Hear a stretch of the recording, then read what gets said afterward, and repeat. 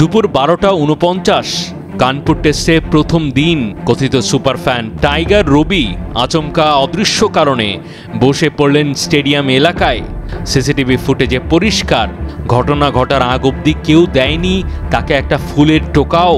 যে কোনো কারণে অসুস্থ হতেই পারেন, তবে টাইগার রবি ওরফে মোহাম্মদ রবি দাবি করেছেন তাকে পিটিয়েছেন ভারতীয় সমর্থকেরা। অবশ্য এই দাবি করা নিয়েও ড্রামার শেষ নেই মোহাম্মদ রবির।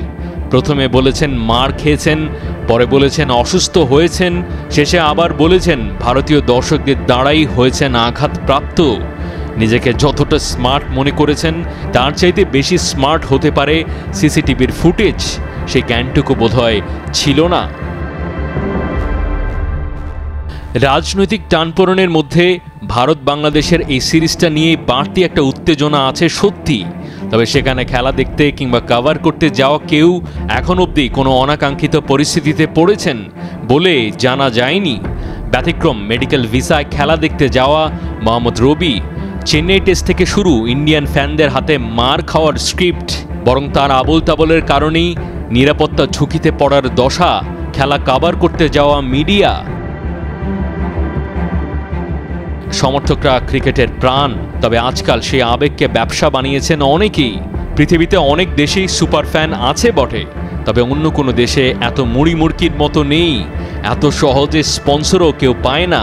কাজে ফ্যান হওয়াটা এখানে প্রফেশনের পর্যায়ে কোনো কোনো ক্ষেত্রে। ক্রিকেট সংশ্লিষ্টরা বলছেন মাথার ঘাম পায়ে ফেলে রোজগারের চাইতে অনেক ক্ষেত্রে বেশি কামাই এসব ড্রামাতে। আবেগের দেশে দুরন্ত আবেগ ব্যবসা, শুধু প্রয়োজন যে কোনো উপায়ে নজরে আসা, ভাইরাল হওয়া। খেলার প্রতি যে আবেগ সেটাতে কোনো চাওয়া পাওয়া থাকতে পারে না। বাংলাদেশের নাম উঁচু করতে গিয়ে ব্যক্তিগত চাওয়া পাওয়ার স্বার্থে যারা বাংলাদেশ নামটাকে ব্যবহার করে তাদের ব্যাপারে সচেতন হওয়া বড্ড জরুরি ক্রিকেট বোর্ডের। সুপার ফ্যান যেন কখনো আর কারণ না হয় সুপার এম্বারেসমেন্টের। মাহাদি হাসান, ৭১।